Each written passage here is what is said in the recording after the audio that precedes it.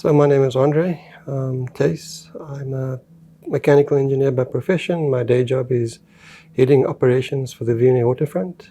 I also spend a bit of time with the Green Building Council as the chair.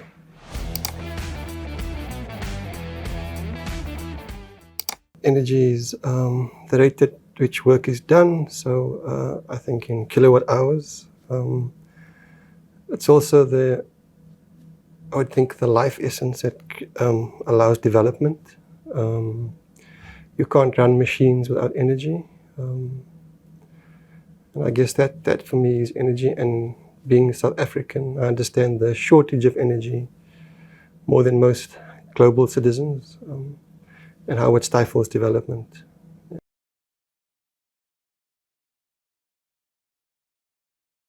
As we move into the digital era, social media is the unintended consequence of social media is a polarizing of views. And so we know what the contribution of energy is to global warming. And so you have these polar opposites of social media. I don't want to single out Twitter, where you almost have these people with voices, which is at the tail ends of a bell curve. So on one end you have climate deniers. On the other end you have climate alarmists. And you've got this whole missing middle where the voices don't get heard. And I understand why climate scientists have needed to shift the narrative along to kind of break the inertia, why they've tried to create urgency. Because climate change is real, it exists, and we need to adapt or try and deal with that.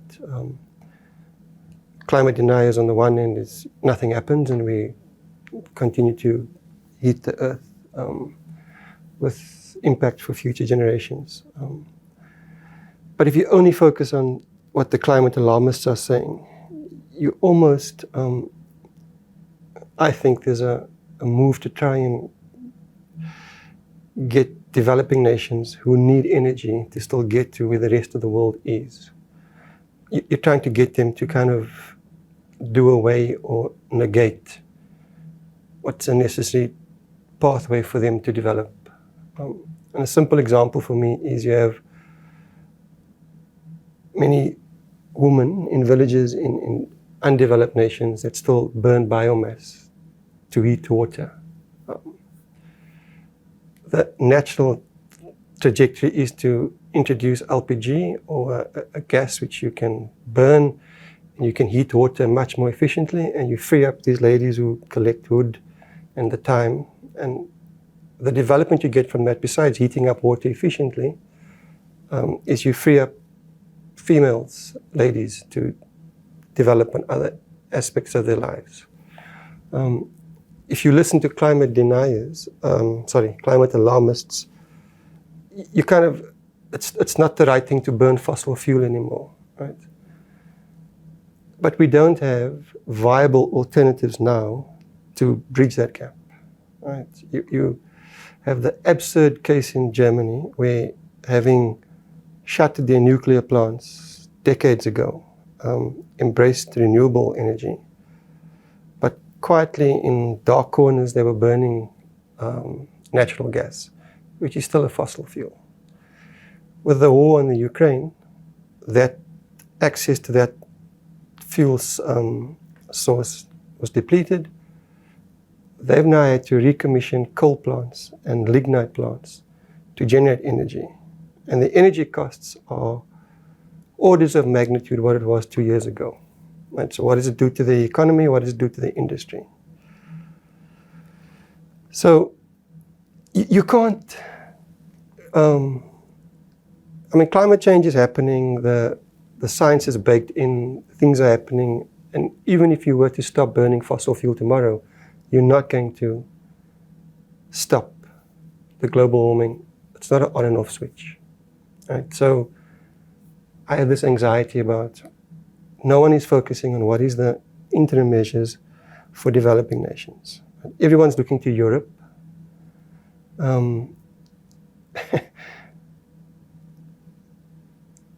if you're adopting European tools or European trajectories to decarbonization, and you're imposing those tools on South Africa and other developing nations, who've still got 75% of our fuel supply as coal, how do we, you need to develop, you need to grow your GDP, you need to bring, there's a level of inequality in this country that the only way you bring those masses up to a meaningful standard of living is if you grow and you have industry who's employing, and you need industry. For industry to grow, for products to be manufactured, you need energy. To shutter that off without viable alternatives is what worries me. Right? Solar panels are great, but there are other consequences of solar panels, and with the rush to PV in South Africa now to mitigate against load shedding, no one's thinking about what are we going to do when all these solar panels get to 10 years and 15 years with all the lifespan. At the end, how do we recycle this viably? Or are we going to end up with landfills full of solar panels? Right? Those are my concerns about, so where I think the future should be heading is what do we do in the interim? How do we scale back coal-fired plants, or what are we going to replace them with? Right? I don't think solar panels, solar farms, wind turbines, it's part of the solution, but it's not the only solution. Yeah. And I just think that we're getting lost in the noise of how to articulate this, but this sort of polarized view. You know, there's you can't take away your energy source and expect people to live meaningful lives. Right? So to come back to your question about what is the future of energy, when I can think on a South African level, I once heard a talk by Fidel Hafaji where she spoke about Eskom will become just one of a future provider, right? Private industry have kind of had to get involved now because the Eskom's ability to fix itself fast enough to, I mean, there's the energy that we're losing daily in load shedding, which is curtailing development and growth. And then there's the energy which we still have to do on top of that to grow our GDP. You can't do it fast enough with solar and wind. So private industry is stepping in. They're going off-grid. They're building modular plants. People who would have run businesses, which is their core business, are now having to branch out and become independent power producers. Yeah, so I think that energy production will become more modular. And Eskom will just be another, and if you look back a few years back, you had Telkom as the the telecoms provider. You now have Vodacom, MTN, Cell C. Eskom will just be one of the generators available. That's probably where we'd have to go as a country. But that's how I see the future of energy. And quite controversially, I guess, back in the 70s, nuclear was,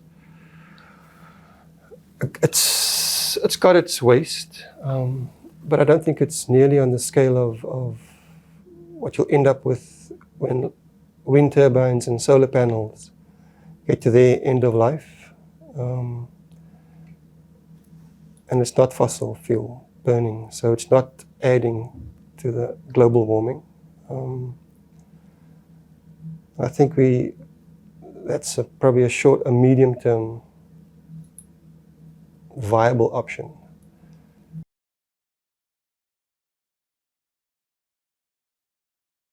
Wouldn't it be cool if somebody stumbled across an energy source that was clean, didn't add to climate change, didn't contribute to global warming, was plentiful enough for everybody to have access to it and for nobody to want to control it.